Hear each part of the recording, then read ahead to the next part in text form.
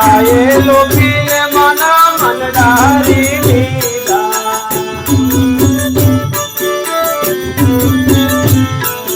લજાએ લોભીને મારા મનહરી લીધા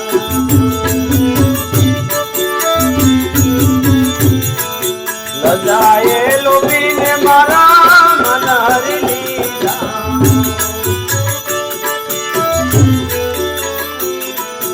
હરી વેણવાય મારો વાલો વેણવાય મારો કાનો વેણવાય છે અરે ઓ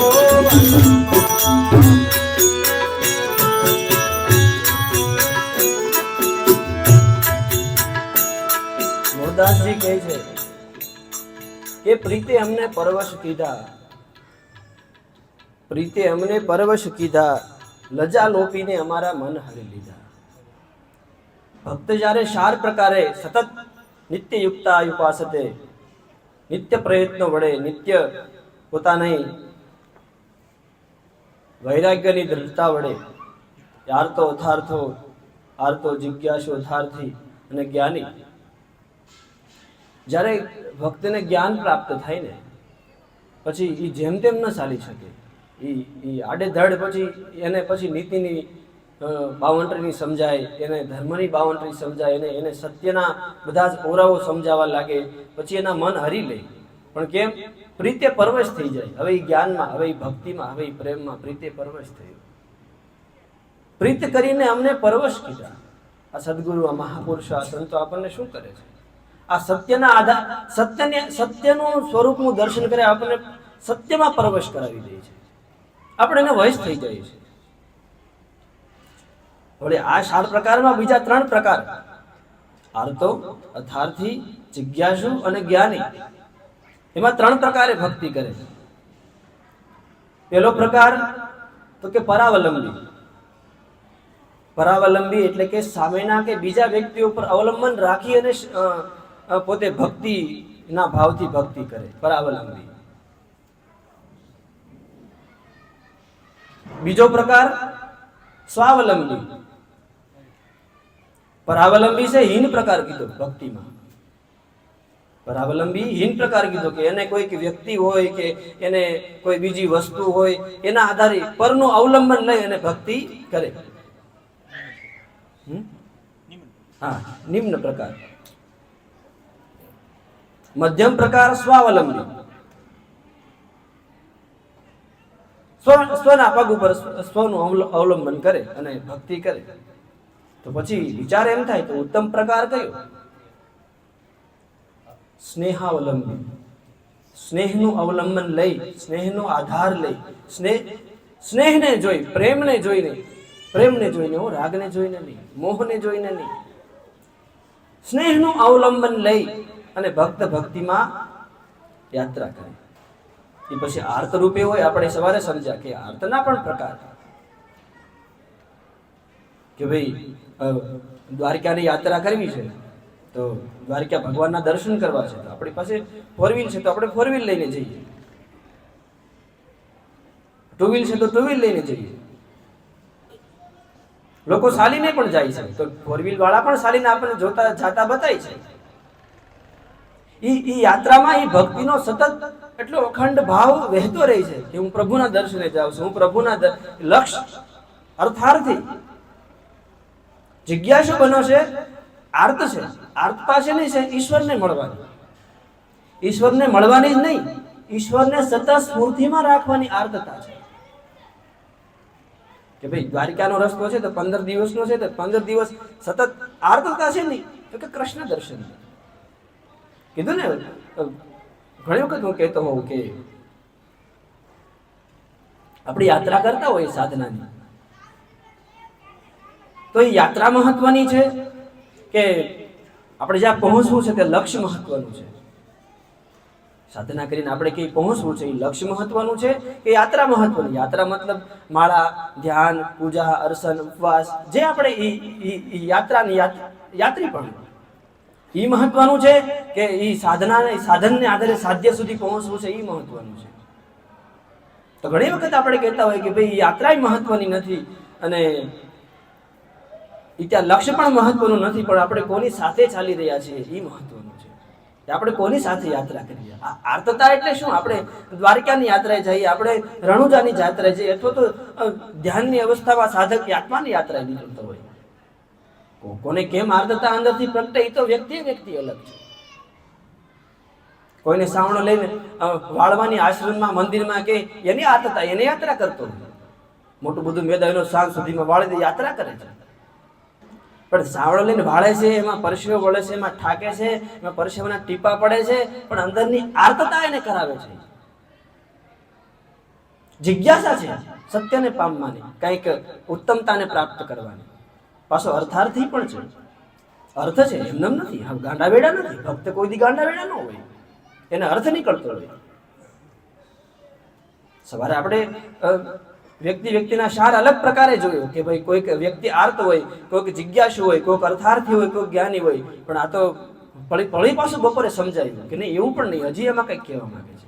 એક જ વ્યક્તિ 4 પ્રકારની સતત ભક્તિના ભાવથી અનન્ય ભાવે. એટલે વળી પાછું બીજા અર્ધમાં કૃષ્ણ કે બીજા શ્લોકમાં કે જે ભાવથી ભજે છે, જેવા પણ ભાવથી ભજે છે, અંતે ભજે તો મને જ છે. અને બધા જ ભક્તોનો પ્રકાર ઉત્તમ જ છે. આર્તતાનો હોય, ખુલ્લા પગે યાત્રા કરીને જવાનો હોય, ઉપવાસ કરવાનો હોય, કોઈ પણ વસ્તુની અગડ કે બાધા લેવાનો હોય. એ આર્તતાનો હોય કે કોઈ યથાર્થીનો હોય કે જિજ્ઞાસુનો હોય. પણ મને તો જ્ઞાની ગમે. જ્ઞાની ગમે, પણ આ ત્રણને સાથે રાખીને જ્ઞાની. ખાલી જ્ઞાની જેમ નહીં, આર્તતા વગરનું જ્ઞાન પણ છે ને, અર્થાર્થી વગરનું જ્ઞાન પણ છે. આપણને કઈ સાધનાનો કઈ જીવનનો અર્થ જ ન હોય તો એ વ્યક્તિની કિંમત જ ન હોય. જ્ઞાનીને અર્થ હોય, પણ કયો હોય? પરાવલંબી વાળો ન હોય. ભક્ત, ઉત્તમ ભક્ત ક્યારે બીજા પર અવલંબન રાખીને સાધના કે ભજન કે તમે મને ફરાળ બધું બનાવી ગયો તો હું ભગવાનને ધરાવું, અને હું માળામાં બેઠો છું, તમે થોડુંક આશ્રમમાં આવીને કામ કરી જાજો, હું બહુ ભજન કરું છું, મારા માટે તમે ભિક્ષા, એમ પરાવલંબી ન હોય. એવું કરતા હોય ઉત્તમ ભાવ હશે, આપણને હજી નથી. એમ બીજા ઉપર અવલંબન રાખીને ભક્તિનો પ્રકાર બહુ જ મહાપુરુષે આમ થોડોક આમ નિમ્ન કીધો. એમ સ્વાવલંબીની પણ મહાપુરુષે ત્યાં સુધી આવીને કે ભાઈ સ્વાવલંબીમાં વ્યક્તિનો અહમ થોડો ઘણો ઉભો રહે છે. આ તો સ્નેહાવલંબી. ચોથું બહુ આવ્યું, નિરાલંબ. સ્નેહથી પર થઈ ગયો કે જે કીધું ને, યોના દ્રષ્ટિ ન કાંક્ષતી સ્નેહસ્ય નિત્ય સંન્યાસી. નિરાવલંબી, જેનું અવલંબન મારે નથી એવો પણ જે ખ્યાલથી મુક્ત થઈ ગયો, નિરાવલંબી. બાપુ એવું થાય. પરાવલંબી આપણને જીવનમાં ઘણી વખત ભક્તિ કરતા કરતા જ્ઞાનમાં વહેતા દુઃખ રહેતું હોય તો સમજવાનું આપણે કંઈક પરાવલંબીનો આધાર લઈએ છીએ. હું ભક્તિ કરું છું, તમારે એટલું આમ કરવાનું, તમારે એટલું આમ કરવાનું, તમારે એટલું આમ કરવાનું, આમ કરી દેવાનું. એ પરાવલંબી છે.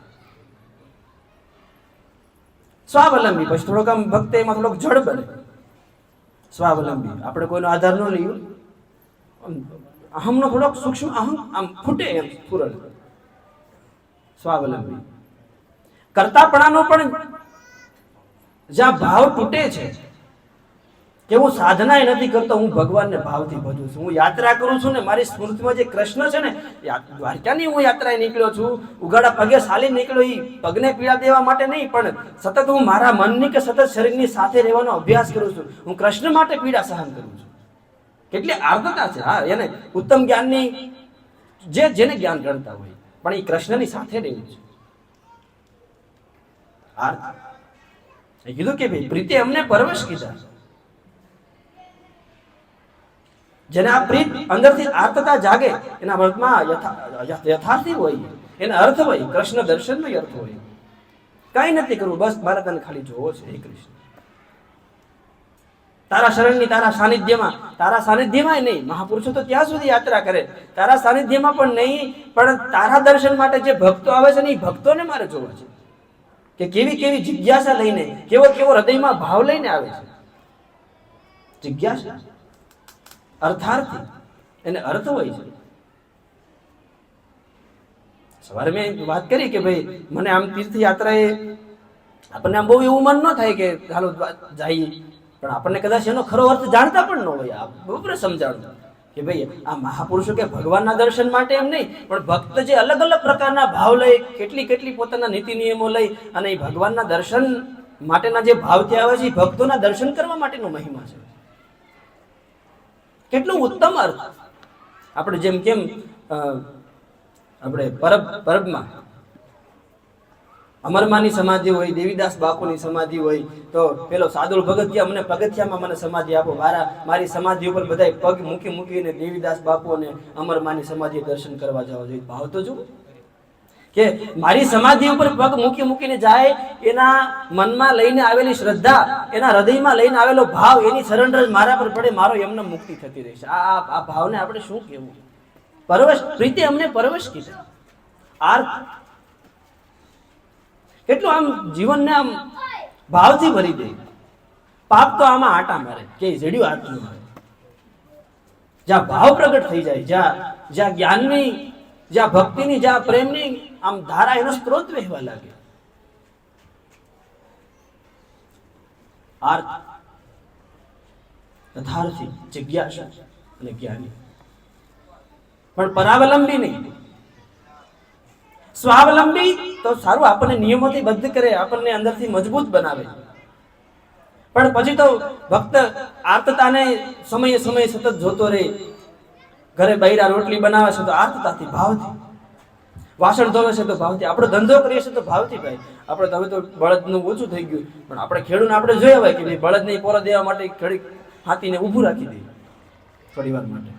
તડકો થાય, તડકો ન લાગે એના માટે વહેલા હાથી આંકવા વજે છે, 10 વાગે હાથી. આર્તતા છે.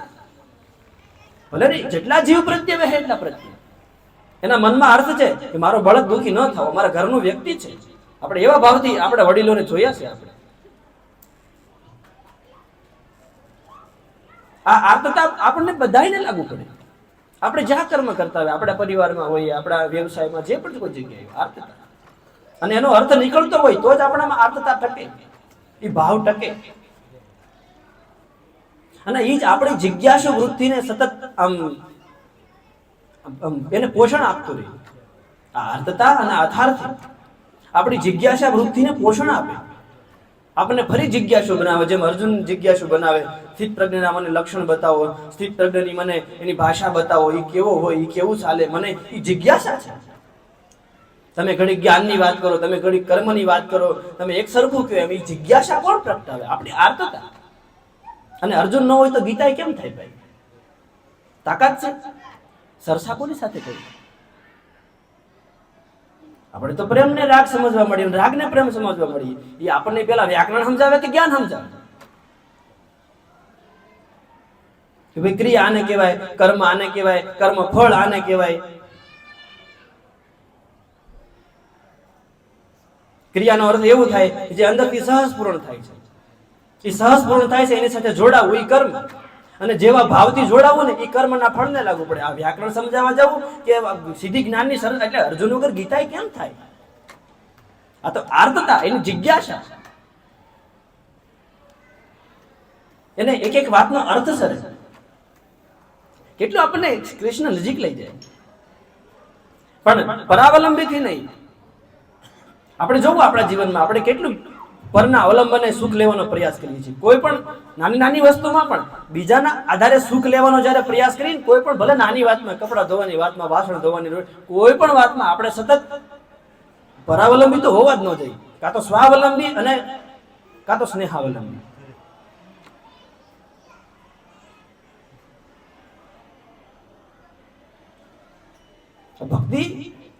ભક્તિ એટલે એવું હોય જ નહીં કે એક પ્રકારની ક્રિયા. એ ભક્તિ બધે જ ભક્તિનો ભાવ. પ્રીતિ અમને પરવશ કીધા કે અમારા મનડા હરી લીધા. મુરદાસ બાપુ શું કહે? હરિવેણ વાય. આ તો હરિવેણ વગાડે છે. એક એક સમયે વિચારોની, એક એક સમયે જ્ઞાનની, એક એક સમયે પ્રેમની, કરુણાના ભાવની હરિવેણ વગાડ્યા કરે, હરી વાસણી વગાડ્યા કરે. અમારા સીતડામાં સટપટ થયા કરે કે કેમ હું એ પ્રેમને પામું, કેમ હું એ જ્ઞાનને પામું, કેમ હું સ્નેહાવલંબી બનું. સ્નેહના અવલંબન, સ્નેહના આધારે જેમ આમ પાણીને છૂટું મૂકો, જે ઢાળ હોય એ બાજુ ઢળી જાય, સ્નેહાવલંબન.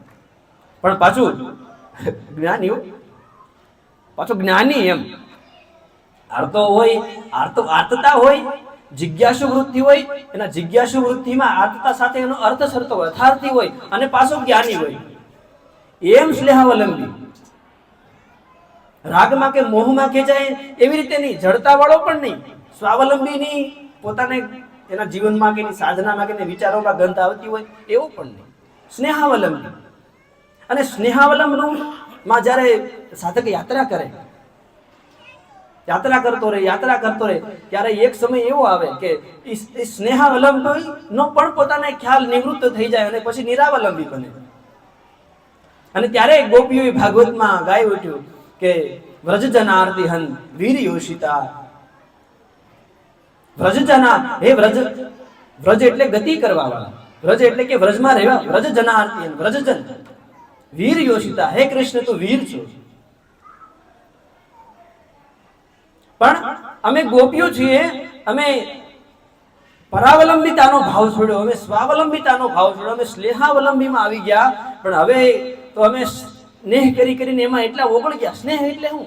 પ્રેમ, એની સ્નિગ્ધતા, એની શિકાશ, એનું શું કહેવાય, લગાવ. આમ શિકાશ કરતા લગાવ, એનો અનુરાગ. જ્યાં એનો નિર્ણય એક પણ જડતાયુક્ત ન હોય, એની એક પણ વાતમાં કે વિચાર પાછળના, વાત પાછળના ભાવમાં પણ જેમાં ક્રૂરતા ન હોય, આમ બીજાને વાગી જાય એવું પણ વેણ ન હોય. સ્નેહાવલંબી બની શકે તેટલા પ્રયાસ. ત્યારે ગોપીઓ કહે કે અમે સ્નેહાવલંબી પણ થયા અને હજી અમારામાં ત્રુટિ રહી હોય, અમે નિરાવલંબી સુધી પહોંચે, પણ હે કૃષ્ણ હવે અમે નિરાવલંબી થયા છે ને, હવે અમને તું ભજ સખે ભવ, હવે તું અમારું ભજન કર. આ તાકાત પ્રેમમાં છે. ના, એવું નથી ખાલી ગોપીમાં, આપણા સૌમાં આ સંભાવના સતત છે અને છે. હા, આપણે એક દોરાવા કમ નથી, આપણે મહાન જ છીએ. યાત્રાનો ખાલી આમ યાત્રા કરીએ, સત્યનું આચરણ કરીએ અને આ પ્રેમની યાત્રાનો આપણે આમ ધીમે ધીમે કરતા. હા, આપણે ભાઈ પાણી પીવી તો બધાને તરસ છીપે ને, ખાવી તો આપણને બધાને ભૂખ મટે ને, ઊંઘ આવે ને આપણે સુઈ જઈએ, આપણે તરત ઊંઘ તૂટે ને, ઠાક્યા હોય ને આમ ઊંઘ પૂરી થાય એટલે ઊંઘ તૂટે ને. તો આ જ્ઞાન પ્રાપ્ત કરી, આ સાધના કરી તો આપણને શું કામ આવડો અર્થ, આપણને પ્રેમ શું કામ ન મળે? બધા માટે બધું છે. તો એવો એક પણ માણસ નથી કે જેને આને લાયક નથી. હોય નહીં એવું કે અમુક માણસો માટે જ આ જ્ઞાન ઘડાનું છે. પાણી પીવીને બધાને તરસ છીપે, ભગવાને બધા માટે રાખ્યું છે. તડકા નીચે જવાનું આપણને ગરમી મળે એ બધા માટે રાખ્યું છે. સાંયે જવાનું આપણને ઠંડક મળે એ બધા માટે રાખ્યું છે. તો જ્ઞાનની યાત્રા કરી તો આપણને શા માટે જ્ઞાન ન મળે? શા માટે આપણને અખંડ આનંદ ન મળે? દુઃખ હોય છે નું? સુખરામ બાપુ તો એમ કે સુખરામ કે દુઃખ છે નું? એટલે વ્યાસે કીધું કે દુઃખનું કારણ એક જ હોઈ શકે, અજ્ઞાન. ખ્યાલ નથી ને બિચારો આંધળો ફાફા મારે, પરાવલંબિતામાં ભક્તિ કરે છે. અર્થ છે ખરો, પણ અજ્ઞાનમાં, ખબર વગરમાં. ભલે ને જિજ્ઞાસુ છે, પણ જ્યાં જિજ્ઞાસા રાખવાની જરૂર છે ત્યાં બીજી વસ્તુની જિજ્ઞાસા રાખે છે. ગીતાએ ના પડે કે ઇન્દ્રિયોના અર્થે જે ઇન્દ્રિયોને તૃપ્ત કરવા માટે જે સતત જીવન જીવે છે એ મૂળતામાં પ્રવેશ કરે છે. ઇન્દ્રિયોનો અર્થ ન હોય. ઇન્દ્રિયોમાંથી કેનામાંથી ઇન્દ્રિયોની તાકાત ઉત્પન્ન થાય છે. અને એ ભવંતી ભાવા વાળી વાત સુધી આપણને જે યાત્રા કરાવે કે બધા જ ભાવો અંતે મારામાંથી આવે છે, બધા જ ભાવો અંતે મારામાંથી ઉત્પન્ન થાય છે. પણ એ ભાવને ઉત્પન્ન કરતો સંયમે ઇન્દ્રિયોનો, વિચારોનો સંયમ રાખતો આર્તતા ખરી, જિજ્ઞાસા ખરી, અર્થાર્થી પણ ખરી, પણ જ્ઞાની સાથે. જ્ઞાની મારો આત્મા છે. ભાવમાં ગાંડો થઈ જાય ભગત છે એમ નહીં. એક ધારી સતત જિજ્ઞાસા વૃત્તિ જ કર્યા કરે એ તો રજોગુણી થઈ ગયો. એ રજોગુણી હોય એ મને નહીં પામી શકે. આ તો શરણાગત, કેટલું આમ સરળ શરણાગત. આ હૃદયમાંથી સતત ઈશ્વરત્વને, પ્રેમને પામવાનો, પ્રેમનો એક મોકો પણ ન જવા દે, એક અવસર ન જવા દે. કોઈકની સેવા કરવાનો, કોઈકની હેલ્પ કરવાનો, આમ બીજાની સાથે મીઠું વેણ બોલવાનો, ભલે આપણેથી જેટલું થાય એટલું. જિજ્ઞાસુ, યથાર્થી, જ્ઞાની. એટલે કે પ્રીતે અમને પરવશ કીધા. આગળ કે મૂળદાસ બાપુ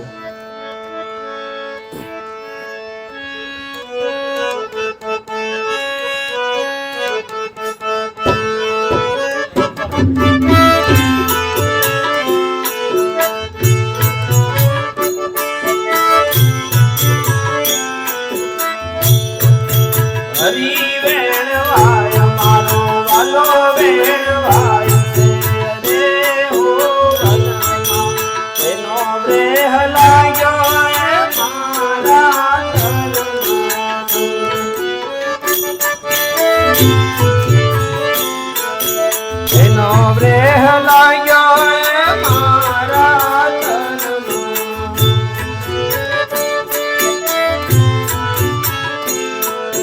પ્રીતે પરવશ રે હોતીલા.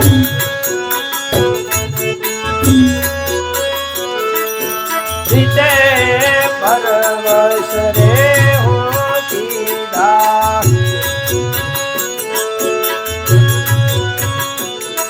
આ અક્ષરોની પોતાની તાકાત છે અને ભાવથી પ્રેમથી ગાઓ, હૃદયમાં ફિલિંગ આવશે.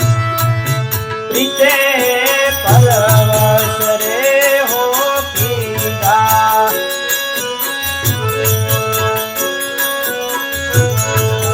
લજિયાએ લોપીને મારા મન હરી લીધા.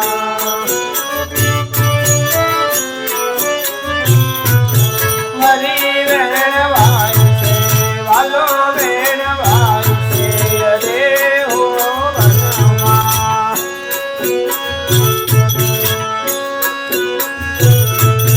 કહી કહીને વાજાએ કંઠે.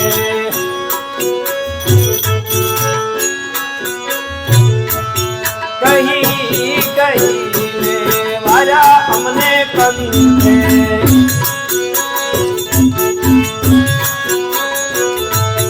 પિયુજીને મળવાયા પંથે.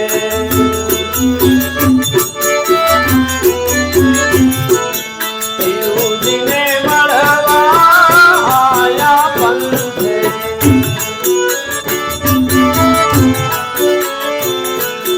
હરી વેણવાય મારો વાલો વેણવાય મારો કાનો વેણવાય અરે ઓ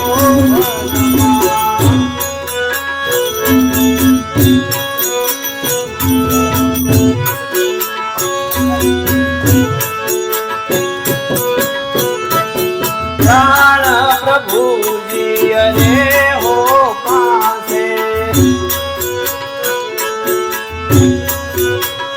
અમારો પ્રાણ પ્રભુજી અરે હો પાસે.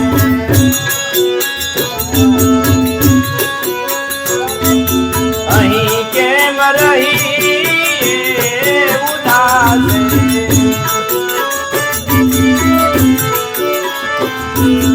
અહીં કેમ રહી ઉદાસે.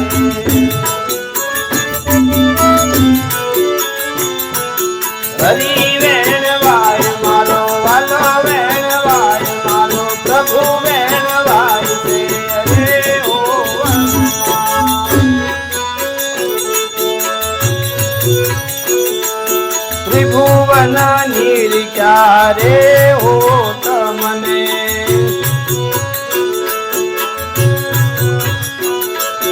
ત્રિભુવન નિર્જા રે હો તમને.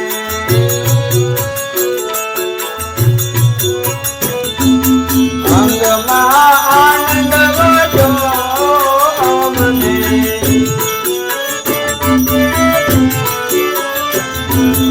અંગમાં આનંદ વધો વાલા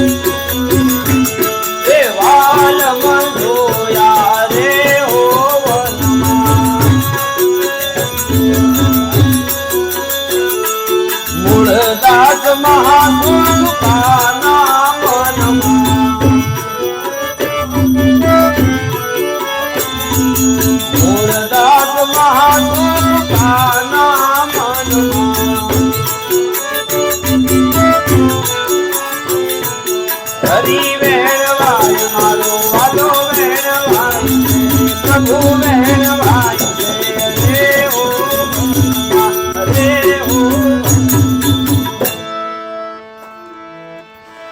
વાલમ જોયા રહ્યો વનમાં મોદાસ મહાસુખ પાયમાં એના મનમાં. બધા માટે મહાપુરુષોએ આ સુલભ કીધું.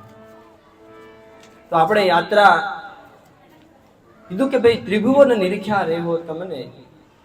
આ ત્રિભુવનની અંદર મેં ઈશ્વર હે પ્રેમ, હે કૃષ્ણ, હે નારાયણ, હે સનાતન, ત્રિભુવનમાં મેં તને જ નિરીખ્યું. મેં ભક્તિ સ્નેહાવલંબી થઈને કરી. અને સ્નેહાવલંબી સુધીની જ યાત્રા હોય. નિરાવલંબમાં તો પછી હરી તું ભજન, હવે તું મારું નામનું ભજન કર. નિરાવલંબી સ્નેહ આપણને ભક્તિ આ સ્નેહાવલંબી સુધીની જ પ્રેમ આવ્યો એટલે પૂરું થયું. પ્રેમ પછી કોઈ એવું નથી કીધું કે તમે માળા કરો, તમે ઉપવાસ કરો, તમે યાત્રા કરો. ગંગા સતી ના પાડે. આ પ્રેમની યાત્રા તમને પ્રેમનો દીપ પ્રજ્વલિત થઈ ગયો. તમને આ સરવાણી પછી કે ભાઈ અભ્યાસ જાગ્યા પછી ભમવું નહીં. પછી ભટકવાની એકવાર પ્રેમની ઝાંકી થઈ ગઈ પછી ભટકવાની જરૂર નથી. આ સ્નેહ સાથે જે યાત્રા છે, જે કર્મ છે, જે આપણો વ્યવહાર છે, સ્નેહ સુધીની યાત્રા આપણને ભક્તિ સ્નેહમાં લાવીને આપણને ત્યાં ઉભા રાખે. મૂળદાસ મહાસુખ પામ્યા તો આપણને કેમ ન મળે? મળે જ. સુખરામ કહે દુઃખ છે એનું હોય નહીં. કેવળ ને કેવળ કઈક અજ્ઞાનમાં, કઈક અંધારામાં, કઈક મોહમાં, કઈક રાગમાં, કઈક ઇન્દ્રિયોની ઈચ્છાઓને તૃપ્ત કરવા માટેની આપણે આમ આખી જિંદગી મહેનત કરતા રહ્યા અને આ પ્રેમને પરખી ન શક્યા. એટલે 2 મિનિટ 2 ઘડી આપણે ઉભા રહીને જોયું પણ નહીં કે ક્યાં જઈએ છીએ આપણે. એટલી બધી ઉતાવળમાં આપણે પ્રેમ ખોવાઈ ગયો, અનુરાગ ખોવાઈ ગયો, સ્નેહ ખોવાઈ ગયો. વૈષ્ણવજન તેને કહીએ જે આ પીર પરાઈને જોવાની જે દ્રષ્ટિ, જે આપણામાં સંવેદના, માણસમાં સંવેદના આમ આમ આમ ઢકાઈ જાય, સંવેદનહીન બને વ્યક્તિ. પરાવલંબીમાં એવું થાય, કદાચ સ્વાવલંબીમાં અમુક અંશોની માત્રા રહી, પણ સ્નેહાવલંબીતામાં તો વ્યક્તિ આમ પોતાની સંવેદના છે એમાં આમ દ્રઢ બની જાય. સંવેદના એની એક એક કોશિકામાં, એક એક એની મુમેન્ટમાં સ્નેહથી લથપથ, સ્નેહથી ભરપૂર. ગોપી કૃષ્ણ, ગોપી કૃષ્ણ, ગોપી કૃષ્ણ, ગૌ અપી કૃષ્ણ, ક્રુ એટલે કર્મ, એની અંદર ગૌ એટલે કે આપણે એક એક ઇન્દ્રિયો, અપી એની અંદર રહેવા વાળી ચેતના, ક્રુ ધાતુ એટલે કે કર્મમાંથી નીકળેલો ક્રુ ધાતુ, અને અશ્ન એની અંદર આપણા હરેક કર્મની અંદર આપણી હરેક ઇન્દ્રિયોને પ્રેમથી પૂરા ભાવથી લથપથ સ્નેહાવલંબી. એની યાત્રા આર્તતાથી હોવી જોઈએ. આર્તતા તો ખરી, પણ સાથે જિજ્ઞાસા વૃત્તિ સાથે હોવી જોઈએ. અને જ્ઞાની ભક્ત તો હંમેશા અર્થાર્થી જ હોય, અર્થ વગરનો ન હોય. અર્થ વગરના ને આપણે નથી કહેતા બિચારા ભોળા છે. ભોળા તો એને કહેવાય ખરા અર્થમાં કે બધું સમજે છતાં એ સમજીને મૌન રહી છે. મને ખબર પડી ગઈ છે એવું બતાવવાનો પ્રયાસ નથી કરતો ને એ ભોળો. એની ખબર નથી પડતી એને તો ખબર નથી પડતી, એ કઈ ભોળો નથી. અર્થતા જિજ્ઞાસુ એને અર્થ સરે. એક એક વાતનો એનો અર્થ હોય. એ મૌન રહી છે તો મૌન એટલા માટે નથી રહેતા કે એને ખબર નથી પડતી, પણ એને બધી ખબર પડી ગઈ છે એટલે મૌન રહે છે. અર્થાર્થી છે. આમાં બોલવામાં કોઈ ફાયદો જ નથી, બગડે એવું છે. મહાપુરુષો મૌન થયા છે તો કંટાળીને મૌન થઈ ગયા છે, આમ ધરાઈ રહ્યા છે, નિયમ મૌન નથી થઈ ગયા, એ સ્નેહાવલંબી થઈ ગયા છે. હું તો એમ કહું બાપુ કીધું નિરાવલંબી થઈ ગયા છે કે અમારે કાંઈ કરવું જ નથી, હવે તું અમને ભજ, અમારે કઈ ભજવામાં ભૂલ જ ન થાય. આ પ્રકૃતિ સતત પરિવર્તનશીલ થતી રહે. આ નવી નવી વસ્તુ આવતી રહે, નવો નવો ધંધો આવતો જાય, નવા નીતિ નિયમો આવતા જાય. આપણે સતત ભૂલ થયા જ કરવાની.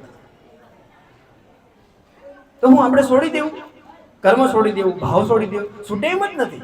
ભવંતી ભાવ બધું મારામાંથી કૃષ્ણ કે આવે છે, અંતર ચેતનામાંથી આવે છે. તો આપણી હરેક કર્મ કે ક્રિયા, કર્મની અંદર કે આપણા વ્યવહારની અંદર કે આપણી સાધનાની અંદર કે આપણું જે આપણું ક્ષેત્ર હોય, આર્તતા. દ્વારકાની યાત્રા કરીએ છીએ આપણે, એ ખુલ્લા પગે હાલીને જવાના પગ બળે છે, પણ હૃદયમાં એ પગ બળે છે તો સાથે કૃષ્ણ વધારે સાંભળે છે. આપણે પેલું ભાગવતજીનો પ્રસંગ છે કે રાસ રસાણો છે વૃંદાવનમાં. એક એક ગોપીને એક એક કાન, રાસ રમે વાલો મારો. એક એક ગોપીને એક એક કાન, બે બે ગોપીને એક એક કાન. કેટલું હાર્દ જો ફળી પાછું બીજું. આપણે એક કર્મ કરતા હોઈએ, માનો કે સામાન્ય દાખલા તરીકે રોટલી કરતા હોય, રોટલી આપણે એક કર્મ, કૃષ્ણ કર્મની અંદર એની ગોપીની ચેતના, એક ગોપી સાથે એક કાન. આપણે એક કામ કરવા માટે પૂરેપૂરા ભાવથી પૂરેપૂરી ચેતના આખી આપણી ઇન્દ્રિયને એમાં લગાડી દેવી. એક ગોપીને એક કાન, એક ભાવ અને એક કર્મ. એક કર્મમાં આપણને આમ પૂરી કુશળતા આવી ગઈ, પછી બે ગોપીને એક કાન. આપણે ગાડી ચલાવતા શીખતા હોઈએ અને પછી ગાડી આપણને આવડી જાય, પછી કઈ બ્રેક મારવાનું યાદ ન કરવું પડે, પછી આપણે ફોનમાં વાત કરતા કરતા જઈ શકીએ. પાછો કોઈ બેઠો મિત્ર સાથે વાત કરતા કરતા બે ગોપીને એક કાન, ચેતના બે જગ્યાએ કામ કરે. પછી બધી ગોપીને એક કાન. જો તો ખરા ક્યાં સુધી મહાપુરુષો યાત્રા કરાવે, બધી જ ગોપીને. પછી ભક્તોનો ભાવ, આર્તતામાં તરબોળ થઈ ગયો. જિજ્ઞાસુ વૃત્તિ છે એની સતત તરબોળ છે, જે અર્થાર્થી તરબોળ છે, અને જે જ્ઞાનમાં તો ધરાઈ ગયો છે. કૃષ્ણ કહે છે કે ઈ મારો આત્મા છે, પણ સ્નેહાવલંબીમાં, હા, આપણા હરેક કર્મમાં સ્નેહ અને સ્નેહ.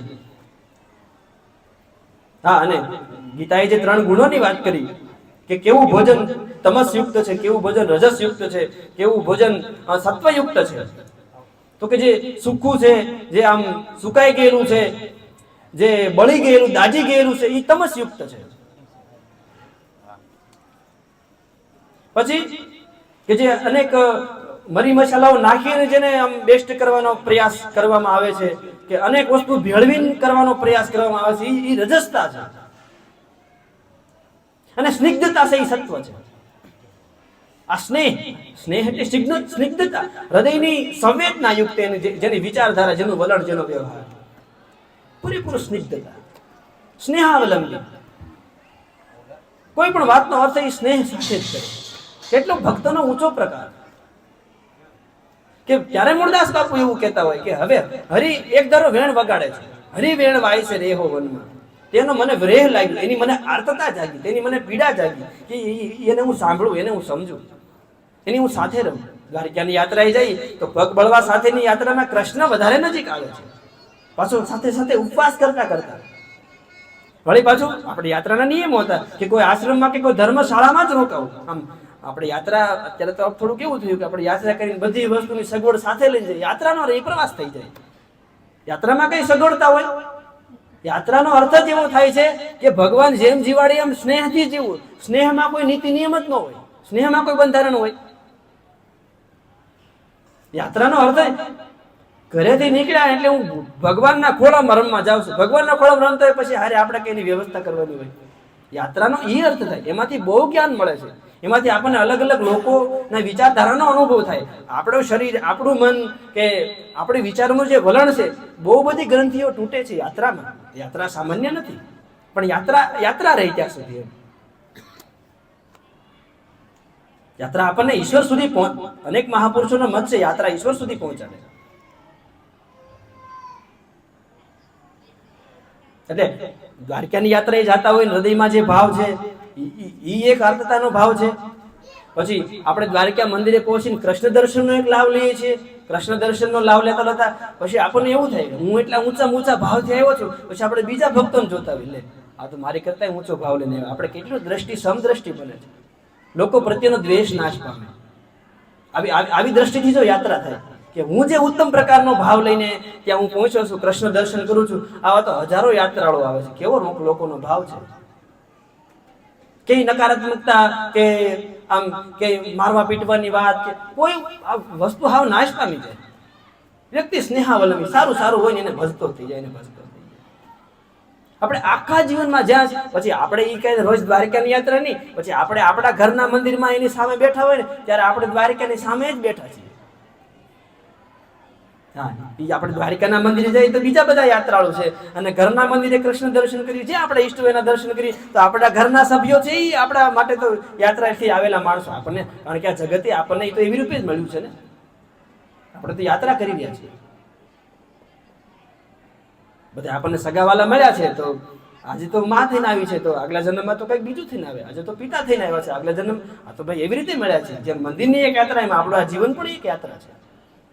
એટલે આપણે આપણા ઘરની સામે બેઠા હોય ત્યારે એ કૃષ્ણની સામે જ પૂરા ભાવથી બેઠા હોઈએ, અને ત્યારે આજુબાજુના છે કે આપણા વ્યવહારમાં કે આપણા ધંધામાં છે એ બધા એ કૃષ્ણના ભક્તના ભાવ કેટલું સત્વ પ્રગટ થઈ જાય.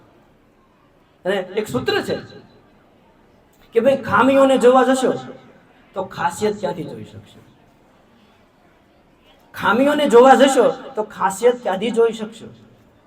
ખાસિયતને જોઈ નહીં શકો, સત્વને જોઈ નહીં શકો, તો એની સાથે લગાવ કેવી રીતે થશે? તકલીફ એ છે, તકલીફ એ છે કે સતત નિમ્ન વિચારધારાને જોતા, એના નિમ્ન વ્યવહારને જોતા, સતત આપણે નકારાત્મકતા જોતા રહીએ, એટલે આપણો આત્મા છે ને સારી વસ્તુને ઉત્તમ વસ્તુ સાથે જ લગાવ કરે છે, ખરાબ સાથે ક્યારેય નથી કરતો. અને એ આપણે વ્યવહારમાં જગતમાં જોતા હોઈએ, એમ નવું પિક્ચર નીકળે અને બહુ પિક્ચર ઉપડ્યું હોય ફિલ્મ, પછી એમાં હીરો કે હિરોઈન કે જે એનો ઊંચો ચીન હોય, એવા કપડા હોય, માણસો લોકો તરત એવું મળે આમ પોતાનામાં લાવવા કે ઊંચો બંગલો હોય કે સારો કલર જે હોય, લોકો ઊંચી સાહસ પસંદ કરે. એ આત્માનો સ્વભાવ છે, કઈ વ્યક્તિ પસંદ કરે છે એવું નથી.